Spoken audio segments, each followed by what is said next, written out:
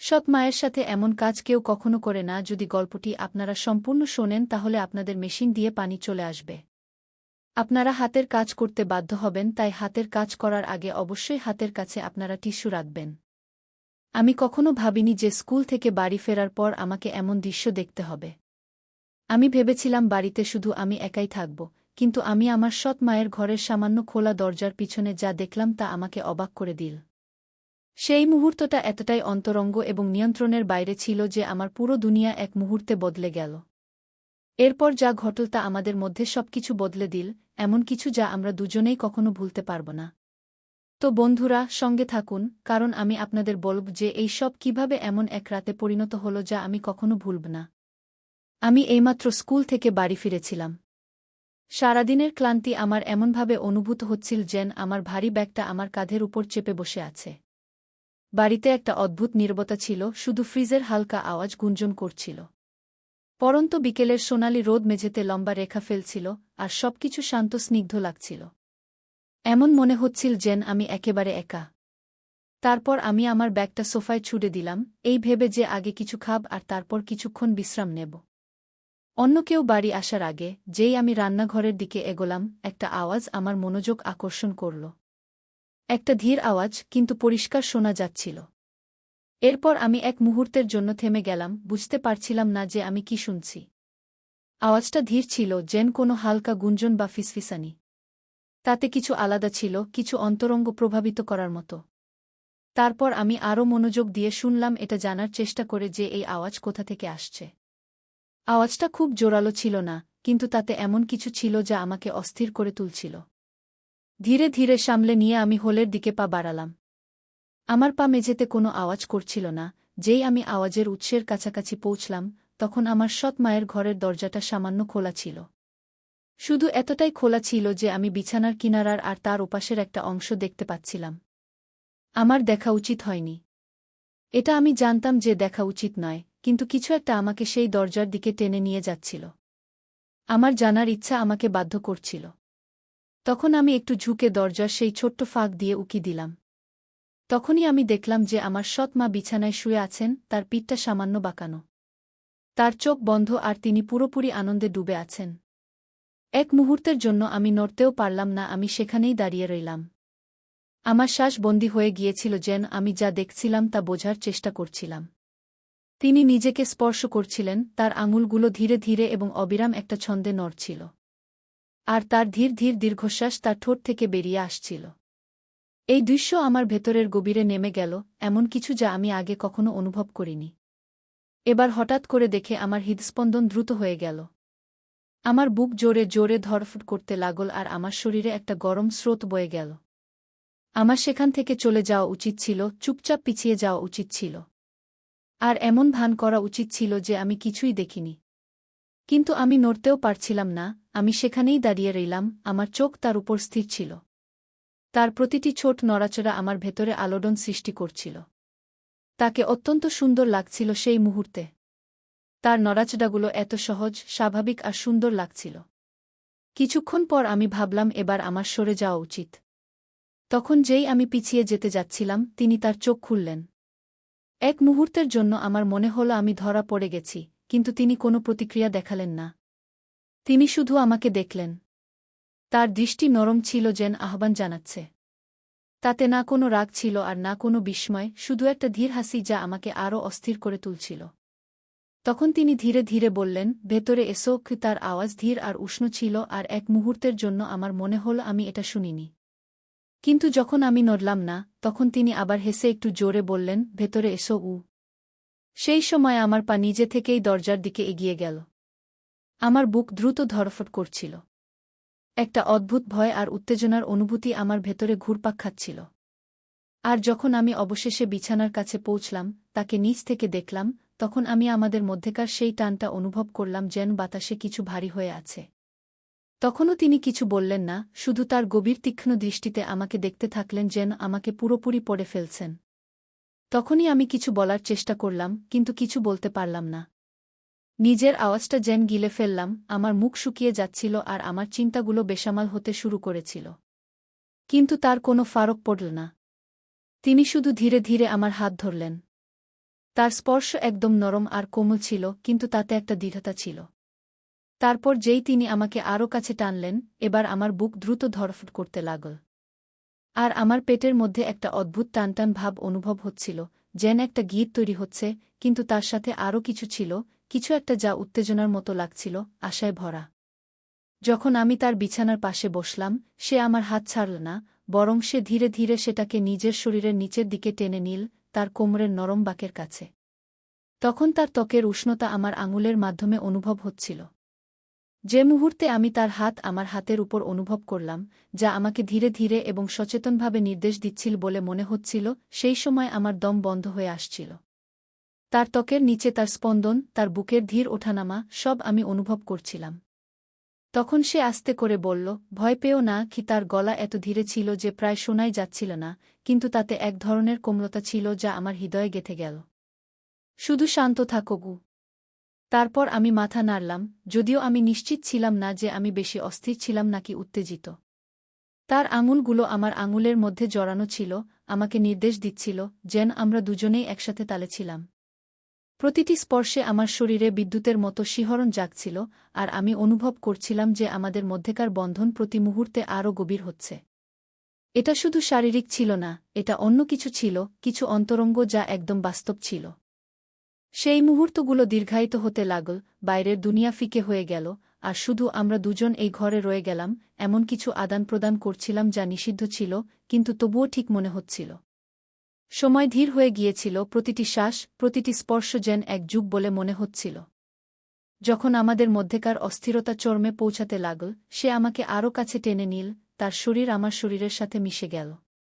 তখন আমি তার ত্বকের উষ্ণতা, তার শ্বাসের উষ্ণতা আমার গলায় অনুভব করছিলাম। তার ঠোঁট হালকাভাবে আমার কানের পাশে গেল, আর সে আবার ধীরে ধীরে ফিসফিস করে বলল, এখানেই থাকো কু। তার গলায় একটা শান্ত অনুরোধ ছিল যা আমার হৃদস্পন্দন থামিয়ে দিয়েছিল। যেও না গি। এইসব শুনে আমি চাইলেও যেতে পারতাম না। আমাদের মধ্যেকার টানটা খুব গভীর ছিল, বন্ধনটা খুব শক্তিশালী ছিল। আমরা এই মুহূর্তে বাধা পড়েছিলাম, আর বাকি সবকিছু সাধারণের বাইরে ছিল। আমি ধীরে ধীরে তার দিকে ঝুঁকলাম, আমার ঠোঁট তার ঠোঁট থেকে কয়েক ইঞ্চি দূরে ছিল। তার শ্বাসের উষ্ণতা আমার ত্বকে অনুভব হচ্ছিল। সময় যেন থমকে গিয়েছিল, পৃথিবী যেন নিজের শ্বাস আটকে রেখেছিল, কারণ আমরা দুজনেই এমন এক জিনিসের কিনারায় ছিলাম যা আমরা অস্বীকার করতে পারছিলাম না।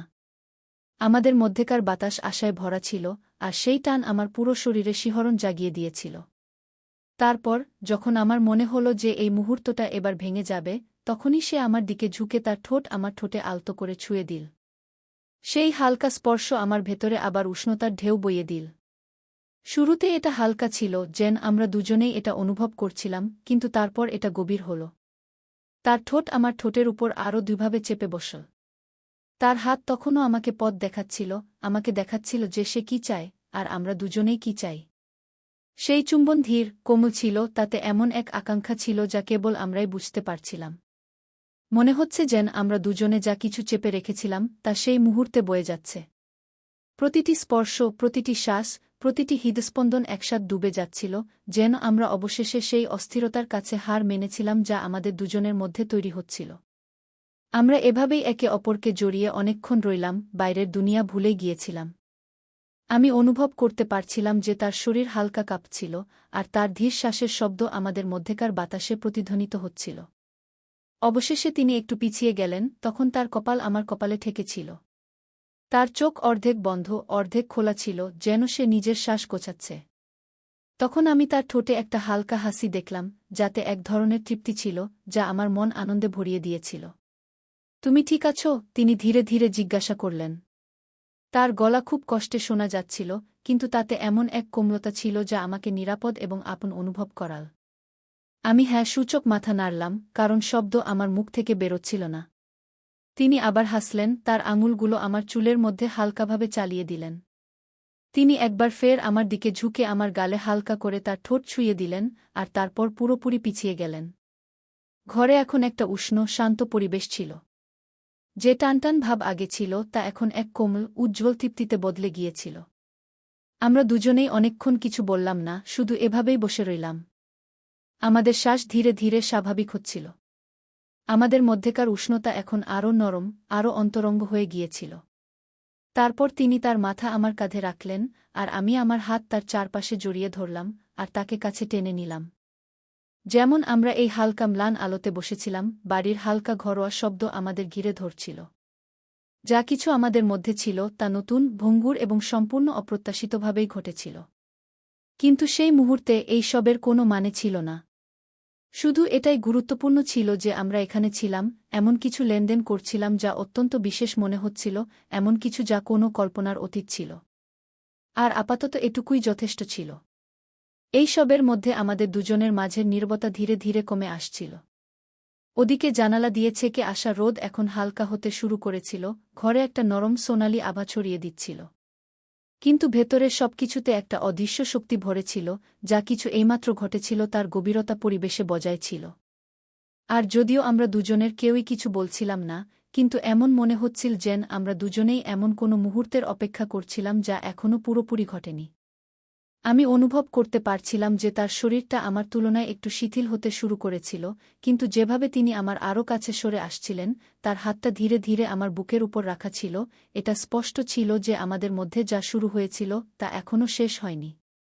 আমার বুকটা তখনও জোরে ধড়ফড় করছিল, একটা অদ্ভুত উত্তেজনা আর নার্ভাসনেস আমার ভেতরে দৌড়চ্ছিল। তার উপস্থিতির প্রতিটি অংশ আমার চেতনা জুড়ে ছেয়েছিল, তার ধীর শ্বাসপ্রশ্বাস, তার ত্বকের উষ্ণতা যা আমার ত্বকের সংস্পর্শে ছিল, আর তার পারফিউমের হালকা সুগন্ধ যা তখনও বাতাসে মিশেছিল।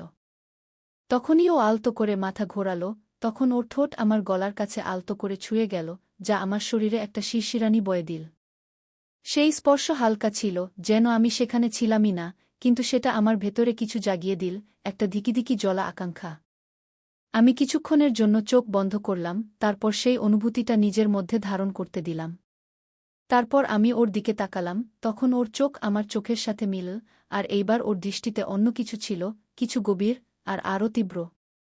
আগের কোমলতা তখনও ছিল, কিন্তু তার নিচে একটা খিদে লুকিয়ে ছিল যা আমারই মতো মনে হচ্ছিল। ও একটা শব্দ বলেনি, কিন্তু যেভাবে ওর আঙুলগুলো আমার শরীরে আলতো আলতো বৃত্ত আঁকছিল, তা আমাকে সবকিছুর কথা বলে দিয়েছিল। তারপর আমি এগিয়ে গিয়ে ওর ঠোঁটে আবার স্পর্শ করলাম, কিন্তু এইবার কোনো দ্বিধা ছিল না, কোনো সীমা পরখ করার চেষ্টা ছিল না। এই চুম্বনটা গভীর ছিল, আরও তীব্র, যেন যে আকাঙ্ক্ষা আমরা দুজনেই এতদিন আটকে রেখেছিলাম তা অবশেষে বেরিয়ে এসেছিল। ওর আঙুলগুলো আমার বুকের উপর সরতে লাগল, তারপর ওর আঙুল আমার শার্টের কাপড়ে চেপে বসল, যেন ও আমাকে আরও কাছেই টানছে। আর আমি অনুভব করতে পারছিলাম যে ওর শরীরটা আমার বিপরীতে সাড়া দিচ্ছিল, ওর হালকা সুবাস আমার হুঁশ উড়িয়ে দিচ্ছিল। এই মুহূর্তটা যতটা বাধা দিচ্ছিল ততটাই নেশা ধরিয়ে দিচ্ছিল। এটা আলাদা ব্যাপার ছিল যে ও আমার সৎমা ছিল, কিন্তু যে সবসময় আমার নাগালের বাইরে ছিল, এখন সেটাই আমাদের মাঝের সম্পর্কটাকে আরও বিপজ্জনক করে তুলছিল। আর আমিও নিজেকে ওকে চাওয়া থেকে আটকাতে পারছিলাম না। যখন ওর হাত আমার ঘাড়ের পিছনে চলে গেল, তখন ও আমাকে আরও নিচে টেনে নামাতে নামাতে, যখন ও বিছানায় নিজের অবস্থান বদলাচ্ছিল, তখন ওর শরীর বালিশে আরামে এলিয়ে দিল আর ও আমাকে নিজের দিকে টানছিল। আমি সেই টান অনুসরণ করতে থাকলাম, যা এখন খুব জোরালো হয়ে উঠেছিল, আর শীঘ্রই আমি নিজেকে ওর উপর ঝুঁকে থাকতে দেখলাম, হাত দিয়ে নিজেকে সামলে, ওর দিকে তাকিয়ে থাকলাম। আমার শ্বাস হালকা আর দ্রুত হয়ে আসছিল, ওর বুকও দ্রুত ওঠানামা করছিল, কিন্তু ওর চোখ আমার চোখেই স্থির ছিল। আর সেই মুহূর্তে আমাদের মাঝের উষ্ণতা অনুভব করা যাচ্ছিল। তারপর ও হাত ওপরে তুলল, আলতো করে আমার শরীরের রেখা স্পর্শ করল, তারপর ও আমাকে নিচে টেনে নিল, তখন আমরা ঠোঁট আরও একটা উষ্ণ চুম্বনে মিলিত হল। এইবার ওর হাত স্বাধীনভাবে ঘুরছিল, আমার পিঠ, আমার কাঁধ, সব জায়গা ছুঁয়ে দেখছিল, আমাকে আরও কাছে টানছিল, যতক্ষণ না আমাদের মধ্যে আর কোনো দূরত্ব রইল। ওর শরীরের উষ্ণতা আমাকে পুড়িয়ে দিচ্ছিল, আর আমি ওর হৃদস্পন্দন অনুভব করতে পারছিলাম, যা আমারই মতো দ্রুত স্পন্দিত হচ্ছিল, যা আমার জন্য স্পন্দিত হচ্ছিল। তখন আমি হাত ওর কোমরের দিকে নিচে নামালাম, ওর ত্বকের কোমলতা আঙুলের নিচে অনুভব করলাম, আর যখন আমি ওর শার্টের ধারে পৌঁছে একটু থামলাম, এই ভেবে যে আমি কোনো সীমা লঙ্ঘন করছি না। কিন্তু ও তখনও নিজেকে থামায়নি, বরং হালকা করে পিঠটা বাঁকালো, স্পর্শকে আরও উৎসাহিত করে। ওর শরীর আমার শরীরের প্রতি সাড়া দিচ্ছিল, যাতে কোনো সন্দেহ রইল না যে ও কি চায়। যখন আমার আঙুল কাপড়ের নিচে চলে গেল আর যখন আমি ওর ত্বকের উষ্ণতায় হাত রাখলাম, তখন আমি ওর হালকা একটা অস্ফুট স্বর শুনলাম। একটা কণ্ঠস্বর যা আমার ভেতরে এক নতুন উষ্ণতা ভরে দিল। যখন তার হাত আমার চুলে জড়িত হয়ে গেল, আমাকে আরও কাছে টেনে সে চুম্বনকে আরও গভীর করল। তার ঠোঁট দুটো সামান্য খোলা ছিল আমাকে ভেতরে ডাকার জন্য। তার স্বাদ ছিল মাদকতাপূর্ণ, আর আমি তার শরীরে বয়ে চলা টানটা অনুভব করতে পারছিলাম। যেভাবে সে আমার নিচে নড়াচড়া করছিল, তার প্রতিটি স্পর্শে এমন এক তীব্রতা ছিল যে অন্য কিছু ভাবা অসম্ভব হয়ে পড়েছিল। আমরা তখন একে অপরের মধ্যে সম্পূর্ণ হয়ে গিয়েছিলাম।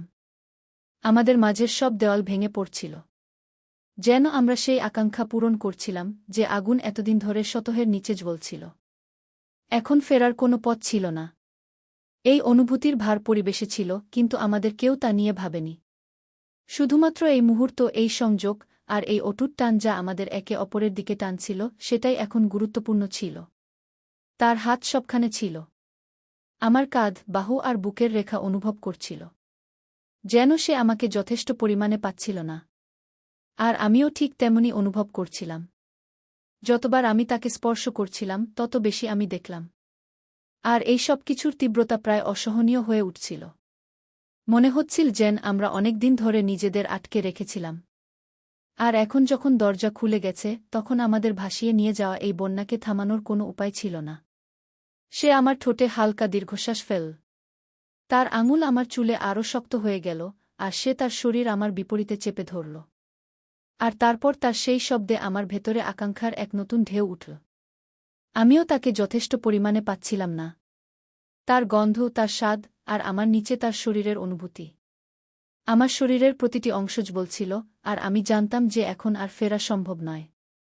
এই মুহূর্তের পর তো একেবারেই নয়। তারপর আমি এক মুহূর্তের জন্য নিজেকে পেছনে সরালাম। তার চোখের দিকে তাকালাম, যেন নিশ্চিত করতে চাইছিলাম যে সে এখনও আমার সাথে আছে কিনা। তখন আমি তার চোখে দেখলাম, সে আমাকে ততটাই চায় যতটা আমি চাই। কিন্তু তার চোখে যা দেখলাম তা আমাকে সব বলে দিল। সেখানে কোনো দ্বিধা ছিল না, কোনো দ্বিতীয় চিন্তা ছিল না। শুধু সেই জ্বলন্ত খিদে যা শুরু থেকেই ছিল, আমাকে এগিয়ে যেতে প্রেরিত করছিল। কিছু না বলেই সে আবার আমার হাত ধরল। তার আঙুল আমার শার্টের সামনে চেপে বসল। তারপর আমাকে নিজের কাছে টেনে নিল। তার মধ্যে একটা হালকা তাড়াহুড়ো ছিল। আর যখন আমাদের ঠোঁট আবার মিলল, তখন আমি নিজেকে পুরোপুরি এর মধ্যে হারিয়ে ফেললাম। সব সন্দেহ, সব ভয় ছেড়ে দিয়ে। আর সেই আকাঙ্ক্ষা পূরণ করতে লাগলাম যা আমাদের মধ্যে তখন থেকে তৈরি হচ্ছিল, যখন থেকে আমি সেই ঘরে এসেছিলাম। আমাদের মধ্যেকার টানাপোড়েন বিদ্যুতের মতো ছিল। প্রতিটি স্পর্শ, প্রতিটি চুম্বন আমাদের সেই সীমার আরও কাছে ঠেলে দিচ্ছিল। তার শরীর আমার নিচে নড়ছিল। তার হাত আমার ত্বকের উপর ঘুরছিল, যেন সে আমাকে যথেষ্ট পরিমাণে পাচ্ছিল না। আর তার শ্বাসের শব্দ ঘরে প্রতিধ্বনিত হচ্ছিল, আমাকে আরও পাগল করে তুলছিল। এখন আমরা পুরোপুরি একে অপরের মধ্যে হারিয়ে গিয়েছিলাম। সেই আবেগে জড়িয়ে পড়েছিলাম যা আমাদের পুরোপুরি নিজের দখলে নিয়ে নিয়েছিল। আর এখন ফেরার কোনো পথ ছিল না। তখন আমি তার আঙুল আমার বুকে অনুভব করলাম। তার স্পর্শ আমার শরীরে শিহরণ জাগাচ্ছিল, যেন সে আমাকে আরও কাছে টানছিল। তবুও তার শরীর আমার নিচে উত্তেজনায় ভরা ছিল, যেন আরও চাওয়ার আকুতি জানাচ্ছে। আর আমি তাকে সব দিলাম। প্রতিটি স্পর্শ, প্রতিটি চুম্বন, প্রতিটি ফিসফিসানি আমাদের এই মুহূর্তে আরও গভীরে নিয়ে গেল। এই মুহূর্তটা প্রায় অসহনীয় ছিল। আমাদের মধ্যেকার টানাপোড়েন চরমে পৌঁছে গিয়েছিল। যেন আমরা কোনো গভীরতর এবং আরও তীব্র কিছুর দিকে এগোচ্ছিলাম। কিন্তু আমরা এখনই সেখানে যেতে প্রস্তুত ছিলাম না। আমরা সেখানেই থেমে রইলাম, সেই কিনারায়। প্রতিটি স্পর্শ, প্রতিটি চুম্বনের আনন্দ নিচ্ছিলাম। যখন আমাদের মধ্যেকার উষ্ণতা বেড়েই চলেছিল, এমনকি মনে হচ্ছিল যে আমরা দুজনেই এই তীব্রতায় ফেটে যাব। এখন আমি তাকে আমার নিচে কাঁপতে অনুভব করতে পারছিলাম। তার শ্বাস ছোট এবং ভাঙা ভাঙা হয়ে আসছিল, যেন সে আমাকে আঁকড়ে ধরেছিল। তার শরীর আমার বিপরীতে এমনভাবে চেপেছিল যে আমার মাথা ঘুরছিল। আর আমি জানতাম যে সেও একই জিনিস অনুভব করছে। সেই একই অসহনীয় টানাপোড়েন, সেই একই মুক্তির আকুলতা। কিন্তু আমরা এখনও সেখানে ছিলাম না যেখানে থাকা উচিত ছিল। বরং আমরা তখনও সেই কিনারায় থেমেছিলাম। সেই মুহূর্তটাকে দীর্ঘায়িত করছিলাম, আশাকে আরও একটু বাড়তে দিচ্ছিলাম, যতক্ষণ না তা সহ্য করার ক্ষমতার বাইরে চলে যায়। ঘরটা আমাদের শ্বাসের শব্দে, আমাদের নামের ফিসফিসানিতে ধীরে ধীরে ভরে উঠছিল। যেন আমরা সেই আবেগের কাছে আত্মসমর্পণ করছিলাম যা এতদিন ধরে আমাদের মধ্যে জ্বলছিল। এই মুহূর্তটা নিখুঁত ছিল। আমাদের মধ্যেকার এই সংযোগ। আর যখন আমি তাকে আমার আরও কাছে টানলাম, আমাদের শরীর একসাথে একতালে চলছিল। তখন আমি জানতাম যে এরপর আর কিছুই আগের মতো থাকবে না। তারপর আমরা একটা সীমা পার করলাম। এখন আমরা সাধারণের থেকে বেড়ে কিছু বিপজ্জনক ক্ষেত্রে পা রেখেছিলাম। কিন্তু আমার আর কোনো কিছুর পরোয়া ছিল না। কোনো কিছুর পরোয়া ছিল না, কারণ সেই মুহূর্তে যখন আমরা কিছু গভীর মুহূর্তে পা রাখছিলাম, কেবল সেটাই গুরুত্বপূর্ণ ছিল। তার স্পর্শ, তার চুম্বন, তার শরীরের অনুভূতি, যেন আমরা পুরোপুরি একে অপরের মধ্যে হারিয়ে গেছি। আর যখন আমরা অবশেষে নিজেদের একে অপরের মধ্যে ছেড়ে দিতে লাগলাম, কারণ আমি জানতাম যে এটা তো সবে শুরু ছিল। তো বন্ধুরা, এই ছিল আমাদের আজকের ছোট্ট গল্প। আপনাদের এই গল্পটা কেমন লাগলো কমেন্ট করে অবশ্যই জানান। যদি আপনাদের এই গল্পটা ভালো লেগে থাকে তাহলে এটাকে লাইক করুন আর আপনার বন্ধুদের সঙ্গে শেয়ার করুন।